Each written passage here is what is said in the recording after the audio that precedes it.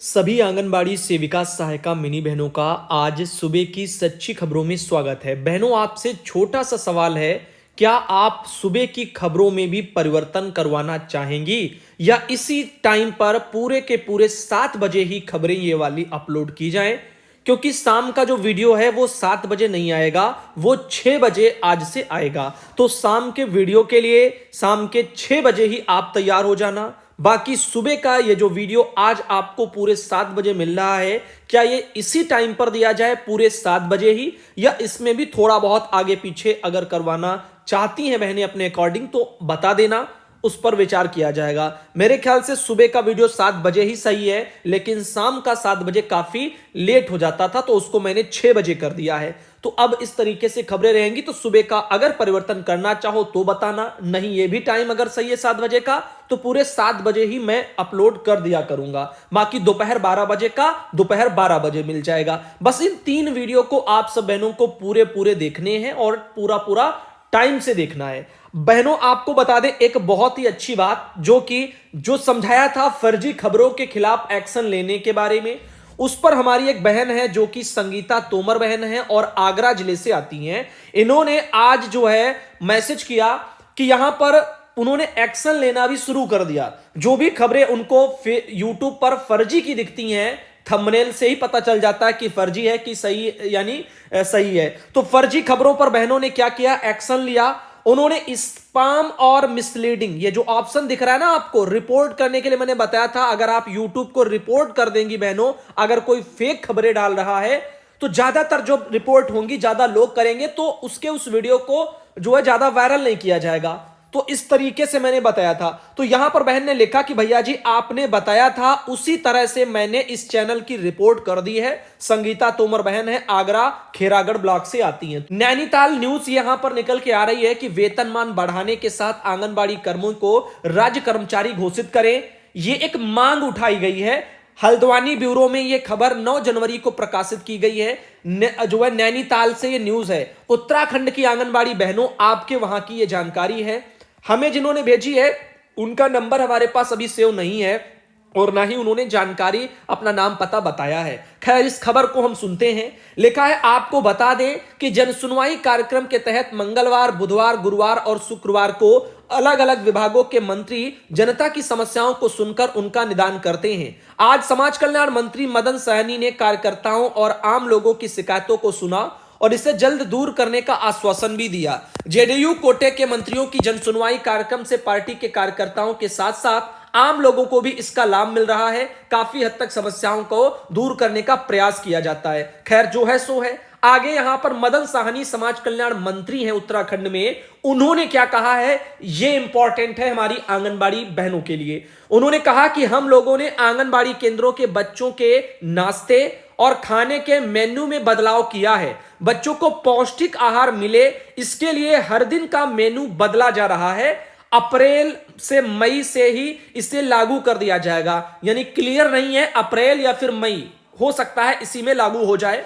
आंगनबाड़ी केंद्रों में अनियमितता को लेकर के शिकायत मिली थी। मुख्यालय लेवल से इसकी जांच करके इसमें काफी सुधार लाया गया है। जांच पड़ताल आगे भी लगातार चलती रहेगी। आप लोग भी चाहें तो जाकर के आंगनबाड़ी की स्थिति देख सकते हैं। मदन साहनी समाज कल्याण मंत्री का अपना ये एक स्टेटमेंट वहां पर आया है जो कि खबरों में प्रकाशित हो रहा है। अब आगे देखो क्या लिखा है। आंगनबाड़ी कार्यकर्ता, सहायिका और मिनी कार्यकर्ता, इनको सरकारी नौकरी की सरकार मान्यता प्रदान कर 21,000 रुपया कम से कम वेतन सुनिश्चित करे। सोमवार को जो है यहाँ पर वीथिका भवन सीधी में आंगनबाड़ी कार्यकर्ता, सहायिका और मिनी कार्यकर्ताओं को संबोधित करते हुए महासचिव कॉमरेड विभा पांडे हैं, उन्होंने सरकार से एक तरफा हमसे विभाग के अलावा दूसरे अतिरिक्त काम का बोझ डालती चली आ रही है, दूसरी तरफ से मेरे सौतेले व्यवहार करके मुझे सरकारी नौकरी की मान्यता प्रदान नहीं कर रही है। तो अपनी समस्याओं को वहां पर जो है कह सकते हैं कि यूनियन के लोगों ने उठाया है। तो उनका ये सब कहना है और ये मांग 21,000 की यूनियन के द्वारा उठाई जा रही है। मंत्री जी ने वहां पर इसके बारे में नहीं कहा है। तो इस तरह से कुछ चीजें हैं जो कि निकल के आ रही हैं। तो अपने मानदेय को लेकर के भी बहनों ने वहां पर आवाज को उठाया है।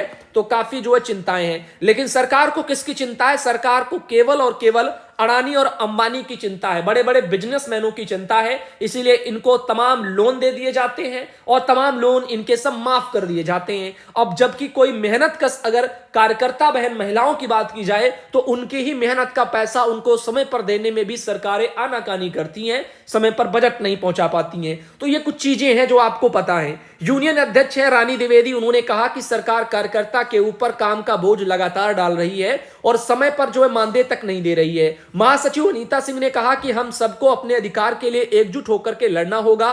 सावित्री तिवारी ने कहा कि केंद्र सरकार द्वारा दिया गया 1500 की कटौती राज्य सरकार द्वारा की गई, आज तक वो पैसा नहीं मिला, उसके लिए याचिका लगानी पड़ी।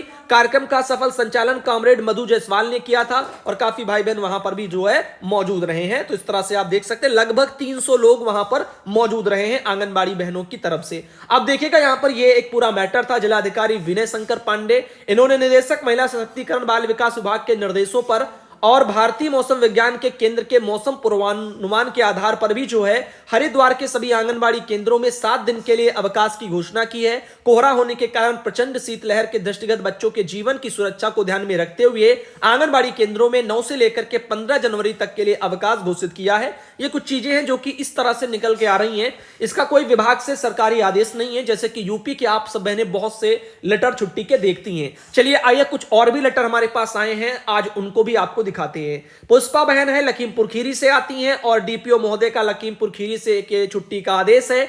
आंगनबाड़ी केंद्रों के बच्चों की 14 जनवरी तक के लिए वहां पर छुट्टियां हैं, लेकिन आंगनबाड़ी बहनों को वहां पर अपने कार्य करने हैं। ये है अर्सिया खातून बहन जो कन्नौज से आती हैं और कन्नौज में भी जिला कार्यक्रम अधिकारी महोदय ने 10 तारीख को कल के लेटर निकाला था राजेश कुमार वर्मा जी ने। और यहां पर भी अगर देखा जाए तो 15 जनवरी तक 3 से 6 वर्ष के आंगनबाड़ी में आने वाले जो मासूम बच्चे हैं इनकी छुट्टी का आदेश वहां पर दे दिया गया है। बाकी कार्यकर्ता बहनों की छुट्टियां नहीं है। ये है गीता बहन, कन्नौज से आती हैं और कन्नौज में भी छुट्टी के बारे में लेटर आया है, आप यहां पर ये देख सकते हैं। साथ ही उन्होंने मानदेय के बारे में भी बोला था, कल उत्तर प्रदेश में आंगनबाड़ी बहनों के अकाउंट में पैसे आ गए हैं। यहां पर अगर देखा जाए तो 4500 रुपया इन बहन का भी कल आ गया था।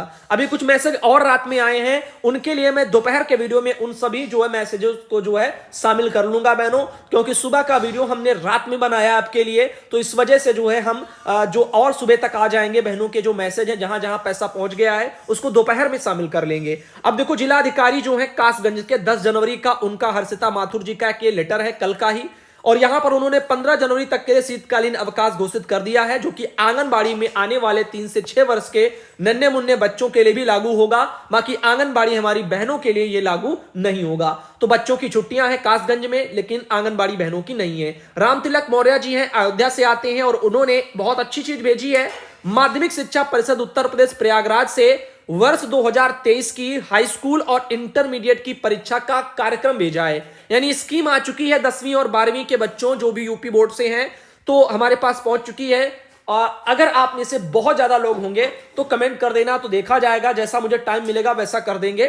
तो ये आपको पहले बता चुके, पेपर स्टार्ट है 16 से शायद, और इस वजह से ये सब सारी चीजें आ गई। तो बच्चों को ये सब स्कीम मिल जाएंगी, उनके दोस्तों से भी मिल जाएंगी, इधर उधर से नेट से भी डाउनलोड कर लेंगे। बहुत सारे टेलीग्राम ग्रुपों में भी बच्चे जुड़े होंगे, होशियार होते हैं आज के जमाने के, तो वो सब ढूंढ लेंगे। अब देखो संध्या देवी बहन है, हरदोई से आती हैं। आकांक्षा राणा है मुख्य विकास अधिकारी हरदोई की, उनके द्वारा एक लेटर निकाला गया और ग्राम चौपाल के बारे में है, जो बैठकें थी ना उसके बारे में मैंने ये वीडियो भी आपको पहले दे दिया है, एक जगह का लेकर के सारी चीजों को समझाया था। ग्राम चौपाल में क्या होता है, क्यों जरूरी है, क्या क्या समस्याओं का जो है यहां पर समाधान होता है, तो गांव की समस्या गांव में ही उसका समाधान हो जाए, यही सारी चीजों को लेकर के मैंने पहले भी बातें की हैं। बाकी नीचे लिस्ट भी दे दी गई है कि जो भी वहां के क्षेत्र हैं हरदोई के, जो जो विकास खंड है, जो जो गांव है, कहां पर कब जो है ग्राम चौपाल लगेगी, उसके बारे में जानकारी थी। अब देखिएगा यहां पर एक और मैटर था, जिला कार्यक्रम अधिकारी जो बिजनौर के हैं, 9 तारीख का उनका ये लेटर था और ये नागेंद्र मिश्र जी हैं, उनका लेटर है। उन्होंने श्रीमती भावना भारद्वाज मुख्य सेविका बाल विकास परियोजना शहर बिजनौर को उनको भेजा था। कोविड-19 वायरस के नए वेरिएंट से बचाव के लिए संशोधित मोहल्ला निगरानी समिति के गठन और प्रभावी क्रियान्वयन के संबंध में एक लेटर आया था। तो जैसा कि आपको पता है हाल ही फिलहाल में कोविड के जो केस बढ़ रहे थे, उसी को लेकर के अब जो निगरानी समितियां थी उनको फिर से एक्टिव करवाया जा रहा था। तो कोविड-19 वायरस के नए वेरिएंट से बचाव के लिए संशोधित मोहल्ला निगरानी समिति का गठन करके और उसी को एक्टिव करने की बात यहां पर सामने आ रही है। आगे चलते हैं और भी कुछ बताते हैं। ये देखो जनपद बिजनौर का नगर पालिका परिषद बिजनौर से एक पूरा लिस्ट भी आया था किसकी क्या वहां पर तैनातियां हैं, जिसमें हमारी आंगनबाड़ी कार्यकर्ता भी शामिल हैं, सफाई नायक का नाम वगैरह भी, सहायक स्टाफ वाले, तैनात कर्मचारी का नाम, बहुत सारे लोग इसमें शामिल हैं। तो इस तरह से आप देख सकती हैं। आगे आपको बता दें इस वाली जानकारी को सबाना बहन है बिजनौर से, उनके द्वारा भेजा गया था। ऐसे ही एक जानकारी अनीता बहन ने भेजी है जो कि आजमगढ़ से आती हैं। मनोज कुमार मौर्य हैं जिला कार्यक्रम अधिकारी आजमगढ़ के, उन्होंने लेटर निकाला है 9 जनवरी को।